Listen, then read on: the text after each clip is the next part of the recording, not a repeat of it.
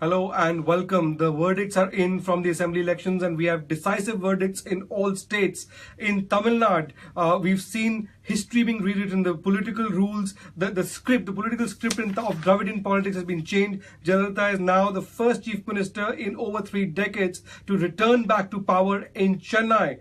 In West Bengal, again, the political script has been rewritten. Mamata Banerjee has not only won West Bengal and decimated the Congress and the Left Alliance, she's won by an even bigger margin than the great year of Paribarton in 2011. In Kerala, well, the one rule of Kerala politics, anti-incumbency, has not changed this time. The left is back in power with a decisive verdict. And unlike last time, instead of the wafer-thin verdict last time, the verdict this time is fairly decisive and the difference is large. With me here is Sanjeev Singh from the Times of India. What we'll do over the next 10 to 12 minutes is look at each of these states more closely, put the microscope on each of these states and look at who and what was the political game changer in each state. In some cases, the answers were obvious, but we'll try and go beyond the obvious and try and really extricate from the hype and the hoopla what really happened in each of these states and why do we have such interesting verdicts which also have huge national ramification. And national ramification, of course, is that Amit Shah and the Prime Minister Narendra Modi, they'll both be smiling today, Sanjeev.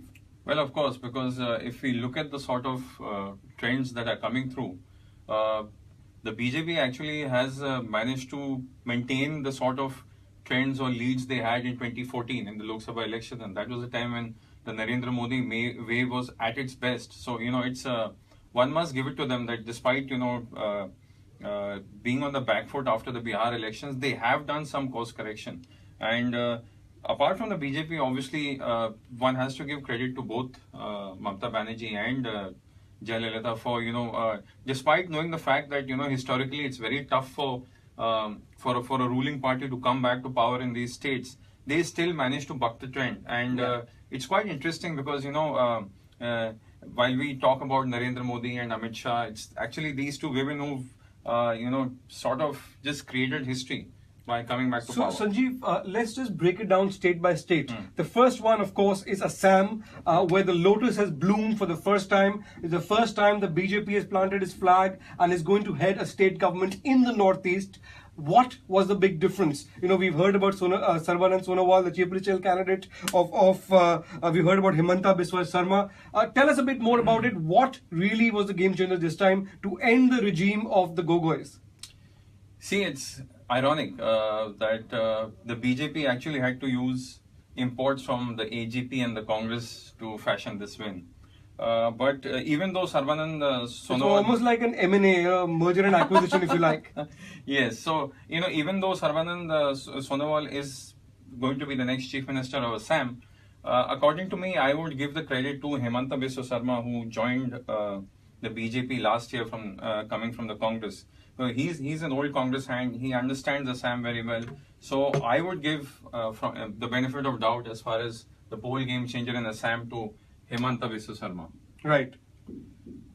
See, the other thing also, I think, Sanjeev, that it's important to point out is that Assam is almost a template for the BJP in terms of, it's important because of the losses it suffered in Delhi and in Bihar last year, where it seemed to have digressed a little bit with divisive issues. In Assam, they stuck to a template. They focused on the larger appeal of Narendra Modi, but blended that with the flavor of local regional satraps, with Sarbanand Sonowal, with Himanta Biswa Sarma, who was also the architect of Tarun Gogoi's victory last time. And they focused purely on governance, pure and simple. In that sense, it offers a template for the BJP for upcoming elections next year, isn't it? Well, yes. I mean, if in various states, if the BJP actually heeds to the sort of template they had in Assam, it will do wonders to the sort of campaign that they've carried out in Assam. Because see, as far as Himanta Biswa Sarma and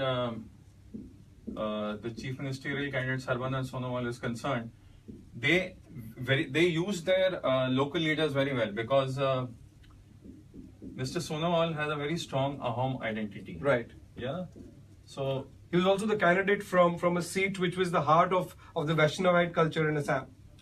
Yes, and what Himanta managed to do was that he used the issue of illegal migrants, is a burning issue in Assam, and he used this very well to deliver Assam, a state that has been ruled by the Congress for the past three terms, to the BJP. So, it was a good mix of everything.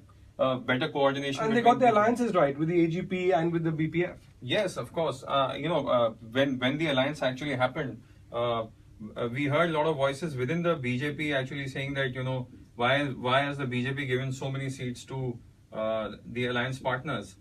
But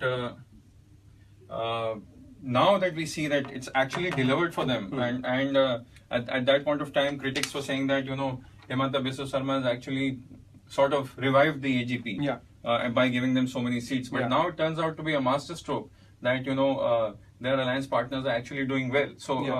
So you had the face of Sarvanand Sonowal and you had the management of Himanta Biswa Sarma who actually put this whole thing together, and they worked in sync with each other, which is why, they've managed to get such a great result for the BJP. Sanjeev, let's now shift our focus to West Bengal, where again you've had a historic triumph for Mamata Banerjee.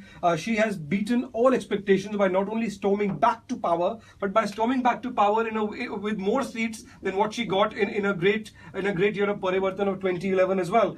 She has completely demolished, the juggernaut of Mamata Banerjee has completely demolished the alliance of the Congress and the left. What is it that she did? She's as you are writing out over here. She has also defied the issue of corruption.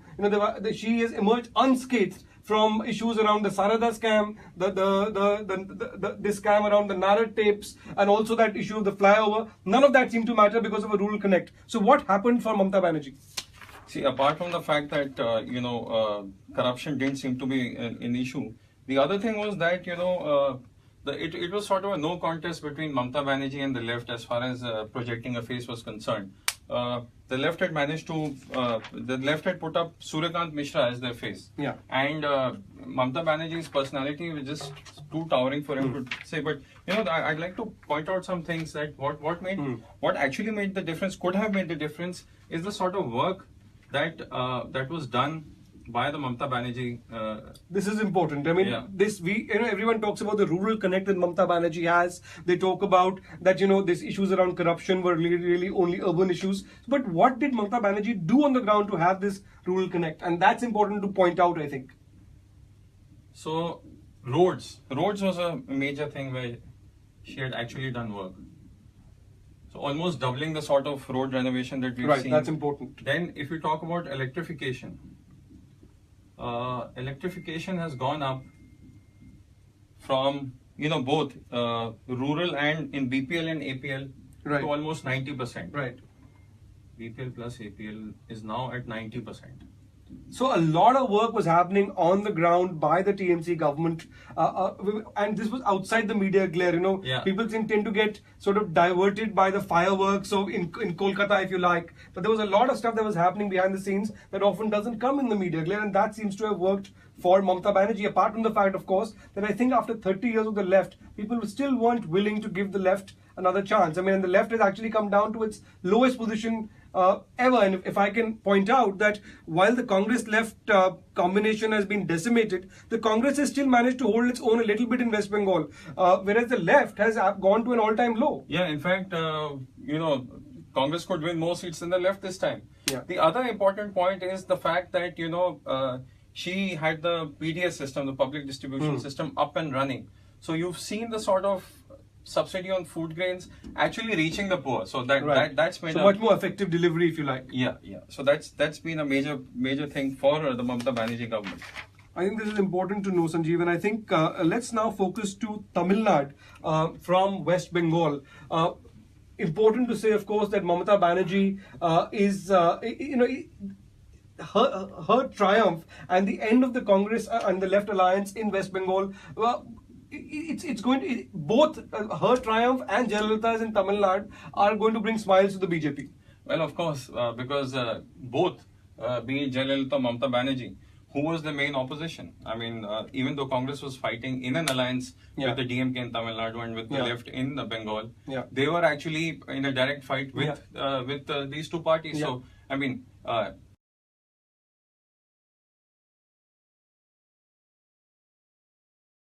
Jayalalitha in Tamil Nadu. She has bucked the historical trend. She's the first chief minister in 30 years since her mentor M.G. Ramachandran to have returned to power in Tamil Nadu. Not only did she do it, there's two things in common between her triumph and Mamata Banerjee's triumph in West Bengal. The first was that corruption didn't seem to matter in both cases. In West Bengal, if Sarada and Narad didn't seem to matter. Don't forget, in Tamil Nadu, Jayalalitha spent 22 days in jail in 2014 on charges of corruption. The second thing that is common between these two states, although their politics are very different, is that Jayalalitha did it all on her own, just like TMC. Mamata was fighting on her own against an alliance, and in Tamil Nadu, Jayalalitha was fighting on her own against an alliance, not just of an alliance of the DMK and the Congress, but also a third front, which was a combination of a number of parties, from the DMDK's Captain Vijaykanth to a number of other parties. And she has proved that alliance was completely irrelevant. So what happened, Sanjeev? If you can talk us through a little bit more about the Jayalalitha formula. See, apart from the fact that, she had made 54 major promises in 2011, she claims that she actually fulfilled them. Right. So that she had been saying in all her speeches that, look, I have delivered on the promises that I made. But one of the interesting things that we saw is that, Tamil Nadu has been one of the best states that has absorbed central funds in the form of, if you see, it's the largest Manrega beneficiary in the state, which is almost the largest in the country. In the country, sorry. It's at 20,000 crores. And this money, of course, goes into providing wages for a majority of the people. And not just that, even crime against women, has actually gone down in the state ever since she took power. So I think women, I remember we discussed about her manifesto, which was... She was offering, subsidies for mopeds and scooters for women. A lot of discussion around the kind of freebies that were on offer from all parties, particularly Jayalalitha's ADMK. But what seems to have worked, as far as I can see, is this is social welfare schemes and delivery of these schemes to the people. That's what they were really worried. That's what really seemed to have mattered for voters. Well, of course, the thing is that here in Delhi, if you look at the headlines, it's basically about personality cult or what each chief minister does. But it has also, helped with the sort of work that they do. Like in the case of West Bengal, we know that the PDS system has vastly improved, and that is actually providing food grains to the poor. And in the case of Tamil Nadu, what we do know is that it is actually the largest beneficiary of Manrega. Right. So that also helps in actually feeding the local economy and the poor at the level of poor. Crime against women also has come down. So, that is another issue that could have helped Jayalalitha. And even in the manifesto, he said that the sort of scholarships and the discounts she's giving to working women is actually aimed at the lower middle class, a vote which she wanted to target. Sanjeev, let's now focus onto Kerala. That's one state which has sort of stayed true to its script, if you like. Where the left has come back to power. It has dethroned the UDF, which is...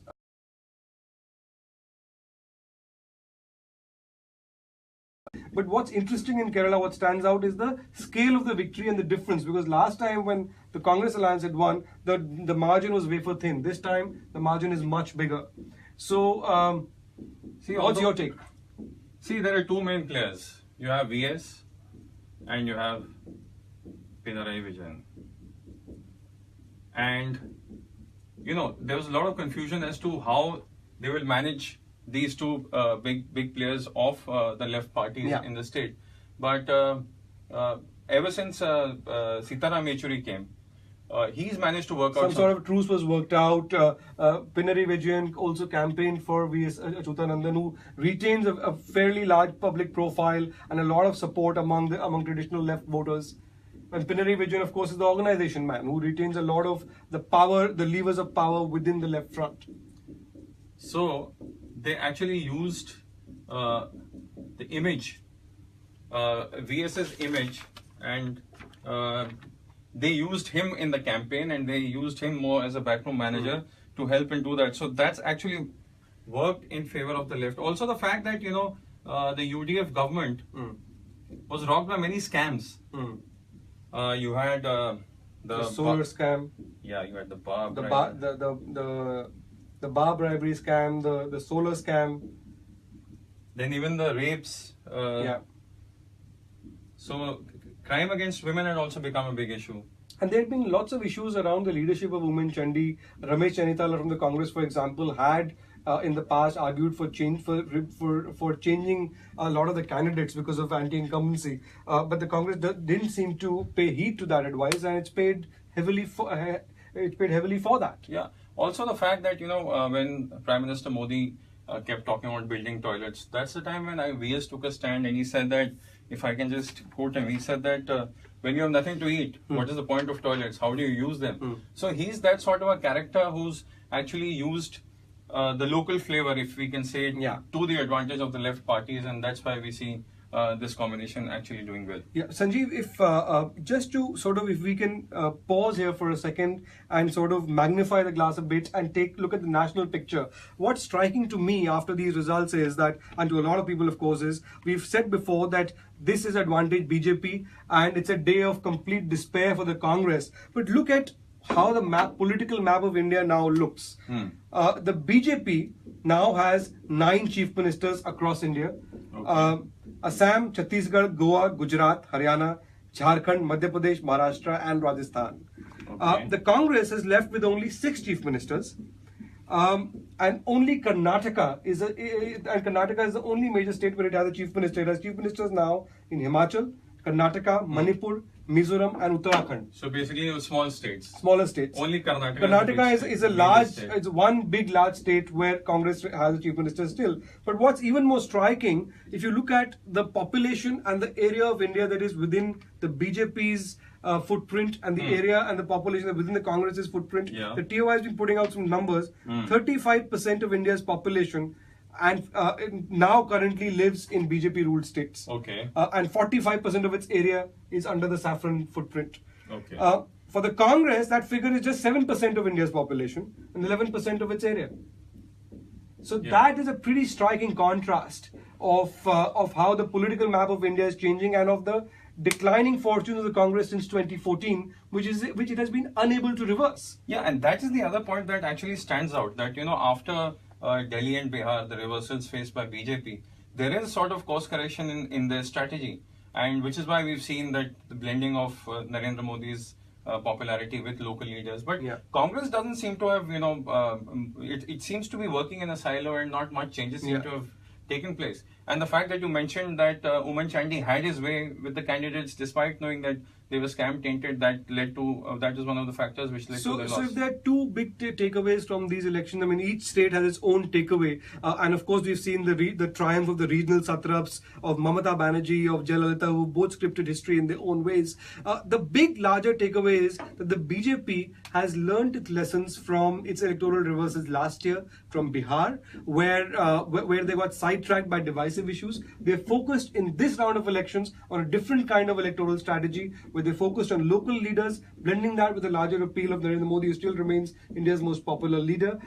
They completely didn't allow themselves to be sidetracked by any side issues and focused only on governance and governance alone. And that, for the BJP, in a sense, holds a template, if you like, the Assam model, if you like, is a template for upcoming assembly elections in Uttar Pradesh, Punjab, and a number of other states next year. Exactly. So these are the points that you mentioned.